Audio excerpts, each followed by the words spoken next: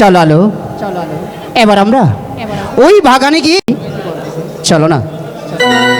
যদি বাবা যদি এসে পড়ে তারপর কি করব?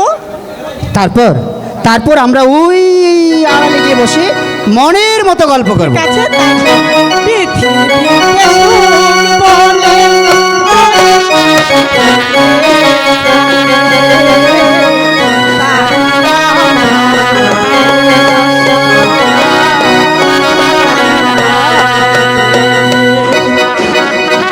ভিউগল ভিউগল ভিউগল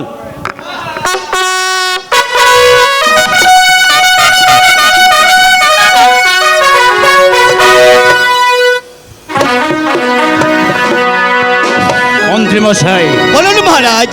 আমি আমি আপনাকে বলেছিলাম আমার একমাত্র পুত্র যুবরাজ প্রেম কুমারকে স্কুলে ভর্তি করার জন্য। আপনি কিন্তু ভর্তি করেছেন, কিন্তু আমার একমাত্র যুবরাজ প্রেম কুমার কি অবস্থায় কিভাবে লেখাপড়া করছে আপনি সেদিকে বিন্দু মাত্র খেয়াল রাখেননি কেন মন্ত্রী মশাই? মহারাজ, আপনাকে তো আমি আগেই বলেছি আমি রাজ্য পরিচালনার কাজে সর্বদাই আপনার পিছনে পেছনে থাকি। আমি কেমন করে লক্ষ্য রাখবো যুবরাজের প্রেম কুমারের লেখাপড়া কেমন হয়েছে? মন্ত্রী মশাই, আমি আপনার মুখ থেকে এমন ভাষা উচ্চারণ করবেন আমি জানতে পারলাম আপনার এটা ঠিক হয়নি। আমি শেষ ভারের মতো বলছি, আমি এখন কি করতে পারি?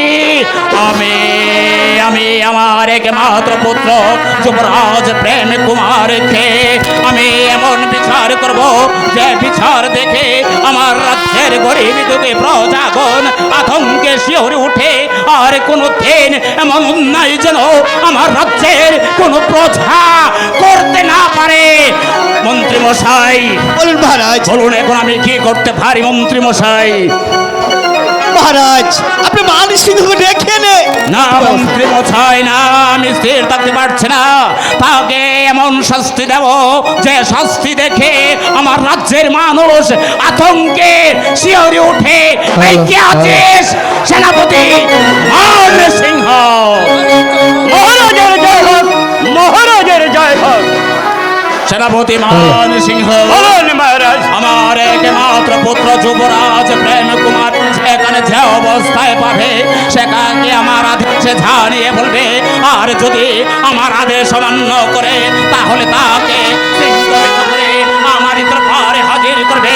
আর যতক্ষণ পর্যন্ত তুমি আমার একমাত্র পুত্র যুবরাজ প্রেম কুমারকে আমার দরবারে হাজির করতে না পারবে ততক্ষণ পর্যন্ত আমি শান্ত হব না। মহারাজ, যুবরাজ প্রেম কুমার আপনার একমাত্র স্নেহের পুত্র, স্নেহের পুত্রকে শৃঙ্খলিত করে আনা ভালো দেখায় না মহারাজ।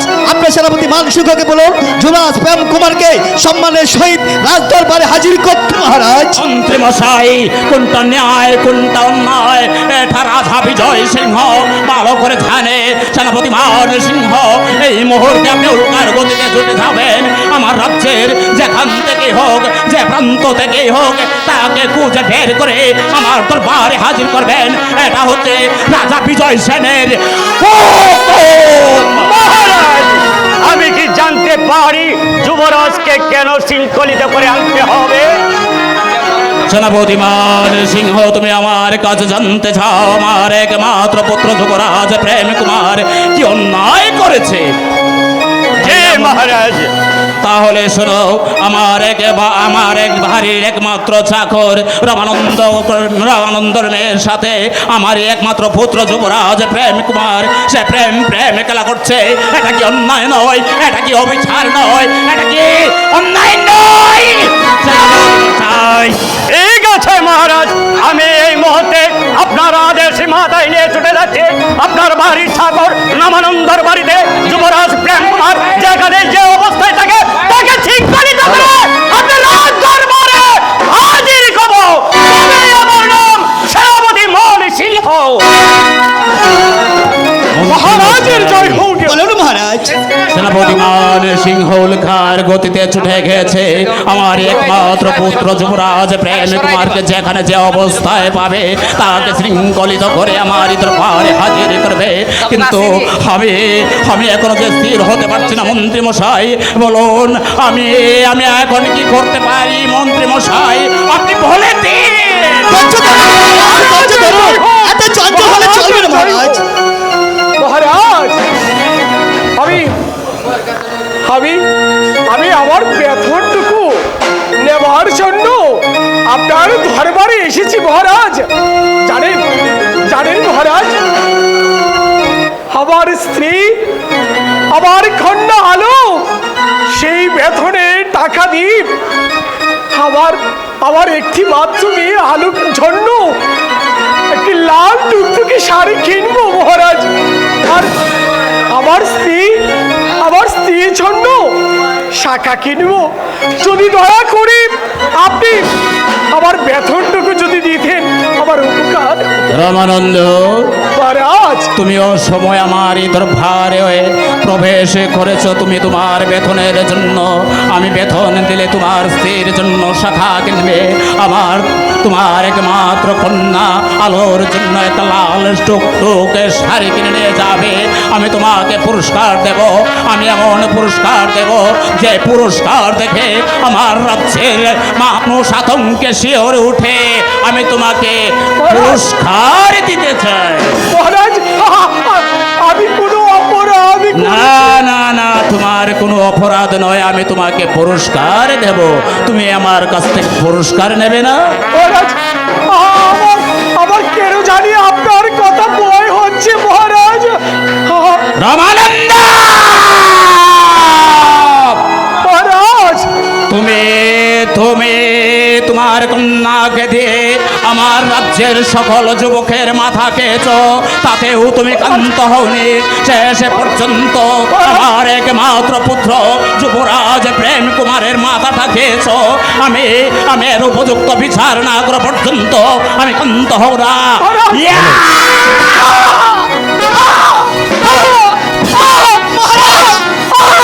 কোথার ঘরে নালিশ করতে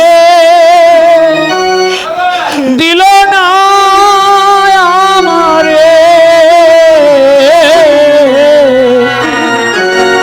কোথার ঘরে নালিশ করতে দিল না আমারে, পাপ পুণ্যের বিচার সে করে, পাপের বিচারে কোন মানুষে করে, কোথায় করে নালিশ করে দিল না আমারে, পাপের বিচারে কোন মানুষে করে, পাপের বিচার এখন মানুষে করে।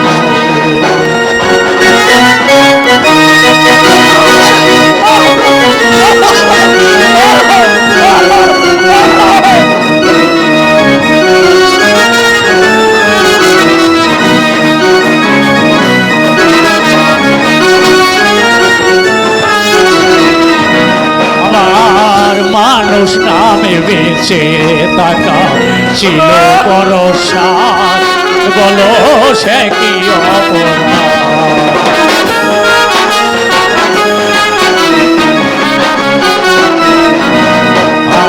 আর মানুষ নামে বেঁচে থাকা ছিল বড় সার, বলো সে কি অপরাধ। আমি বিচারকের বিচারেতে করছি প্রতিবাদ, বলো সে কি অপরাধ।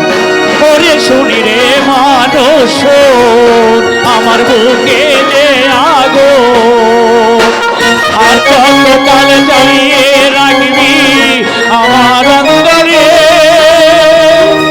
পাপ পুণ্যের বিচার এখন মানুষে করে, পাপ পুণ্যের বিচার এখন মানুষে করে, কোথার ঘরে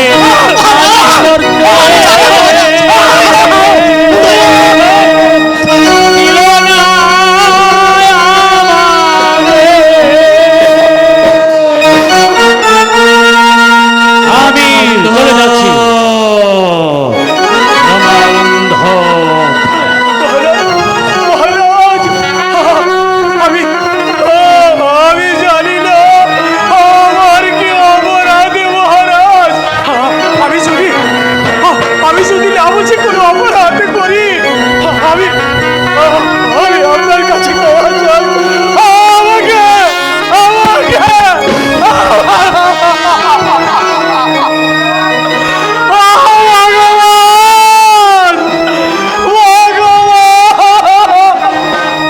মশাই, ধৈর্য ধরুন মহারাজ, ধৈর্য আমি ধরুন। ধৈর্য ধরতে পারছি না, আমি ধৈর্য ধরতে পারছি না।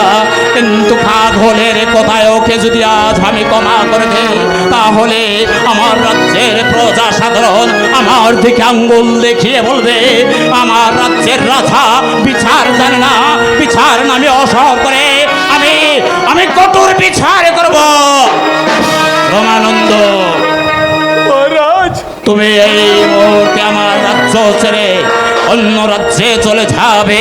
শুধু তুমি নয়, তোমার স্ত্রী কন্যাকে নিয়ে আজকের মধ্যে আমার রাজ্য ছেড়ে তুমি অন্য রাজ্যে চলে যাবে। আর যদি তুমি আজকের মধ্যে না যাও, তাহলে তোমার ভারী ঘর জ্বালিয়ে পুড়িয়ে দিয়ে তোমাকে জ্যান্ত সমাধি দেব। এটা হচ্ছে রাজা বিজয় সেনের হুকুম। মহারাজ,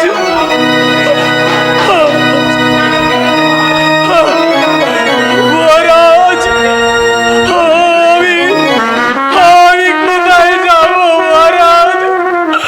আমার তো পৃথিবীতে কোথাও যাওয়ার আমি যে হতভাগী, আমি যে জনম দুঃখী।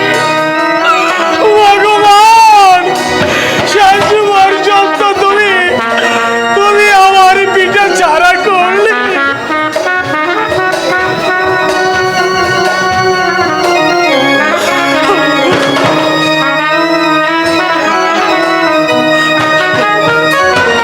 বেরিয়ে যাও, বেরিয়ে যাও, বেরিয়ে যাও বলছে।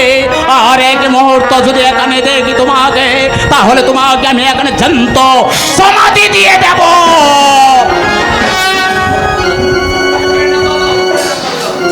মহারাজ,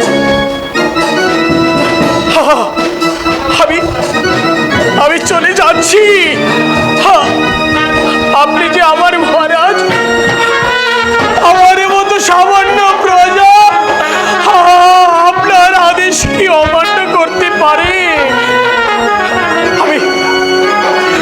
আমি চলে যাচ্ছি মহারাজ। আমি আমার পিঠা বাড়ি ছেড়ে, আমি জনমের মতো এই রাজ্য ছেড়ে চলে যাচ্ছি মহারাজ। হ্যাঁ মহারাজ, আমাকে ক্ষমা করবেন। আপনি আমাকে যে অপরাধী করেছেন, আমারই মনে হয় আমার একা দোষী নয়, দোষ আপনার হচ্ছিল। রাজা বিজয় সেনের দরবারে তুমি কি বিচারক? তুমি বিচার করবে, তুমি ন্যায় অন্যায় বুঝবে, তাই না? না মহারাজ, আমি আপনার ব্যাপারে অভিযোগ করতে চাই না। আমি শুধু বলতে চাই, এই সমাজকে বলতে চাই, এক হাতে কোনোদিন তালি বাজে না। যে অপরাধী হয়ে আমাকে বিতাড়িত করেছেন, আমি শুধু বলতে চাই, অগরাজ্যের মানুষ, তোমরা জেনে রেখো, আমার মেয়ের প্রেমের অপরাধে বাবাকে শাস্তি পেতে হয়েছে। তার পিতার সেই শাস্তির বাসন রয়েছে। আমি আজ দণ্ড,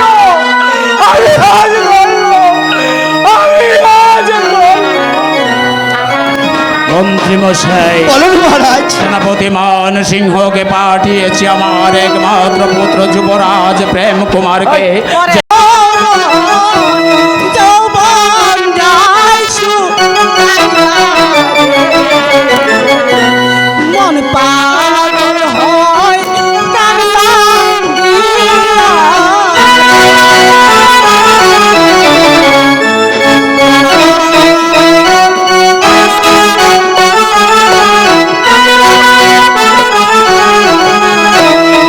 আগে যদি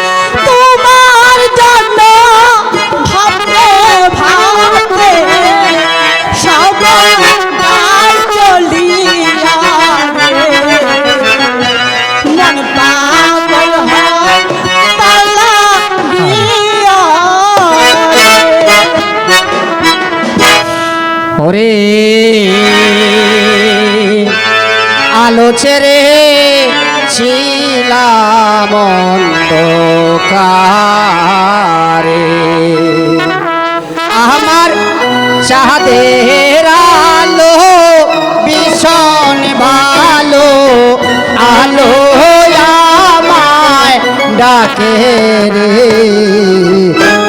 আলো ছেড়েছিলাম অন্ধকারে হ্যালো হ্যালো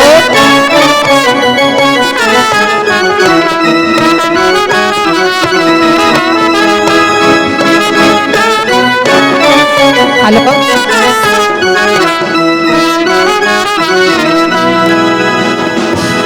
আমি যে দিকে তাকাই শুধু আলো দেখতে পাই আলো কোথায় গেলে পাই হ্যালো হ্যালো ভালো হবে না বলে দিচ্ছি এই তো, আমি এখানে।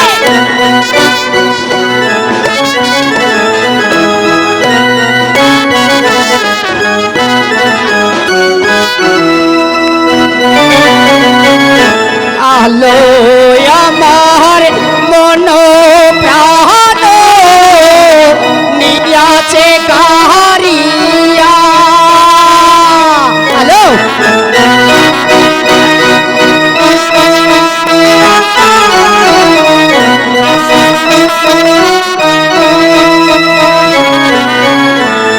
আলো আমার মন প্রাণ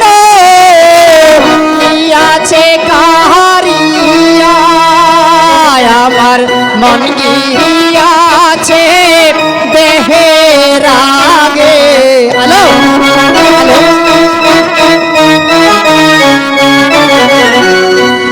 আমার মন গিয়াছে দেহের আগে বিধির বান কাটিয়া গো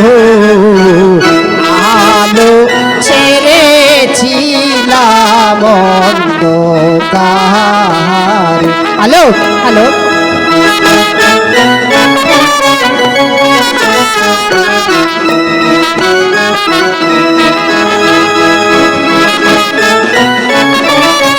ভালো হবে না বলে দিচ্ছি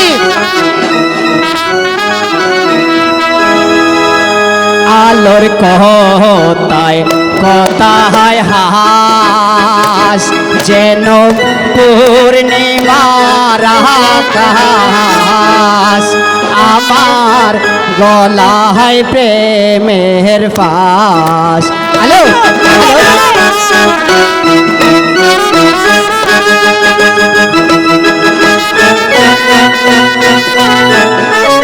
হ্যালো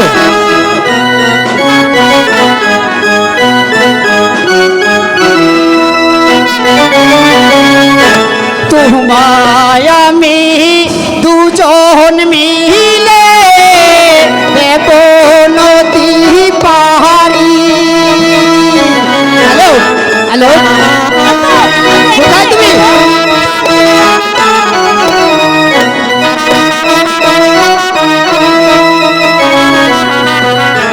তুমি আমি দুজন মিলে দেব নদী পাহাড়ি ওরে তুমি হও মোর প্রেম যমুনা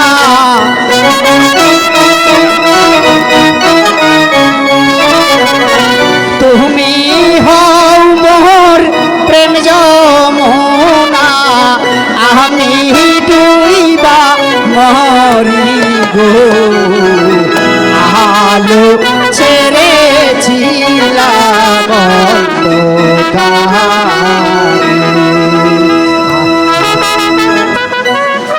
হ্যালো ভালো হবে না বলে দিচ্ছি কোথায় তুমি আমি তো তোমার সামনে আছি। হ্যাঁ কোথায় এসো না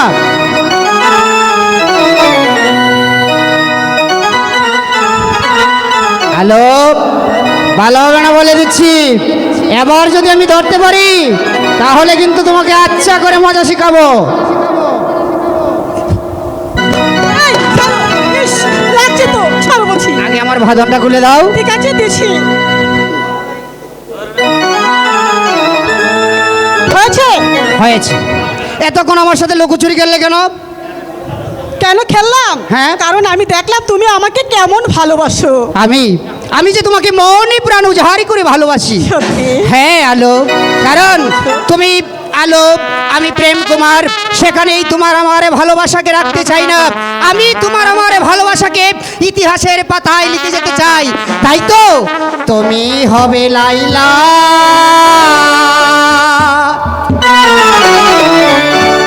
আমি মজনু দিওয়ানা। সত্যি বলছো? এই দুনিয়াতে রেখে যাব, ওই ইতিহাসে রেখে যাব প্রেমের নিশানা। তুমি হবে লাইলা, আমি মজনু দিওয়ানা।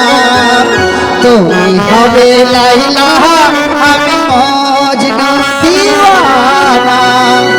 দুনিয়াতে রেখে যাবো, দুনিয়াতে রেখে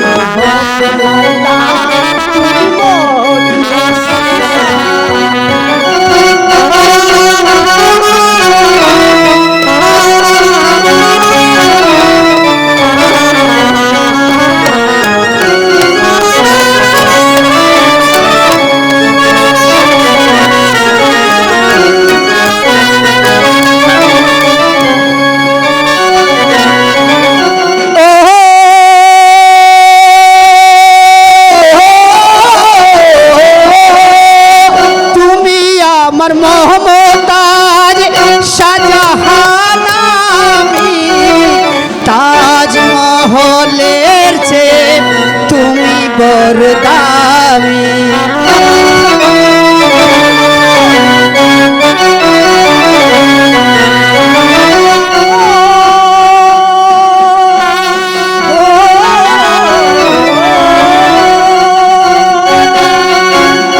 তুমি হবে শাহজাহান, মমতাজে আমি তাজমহলে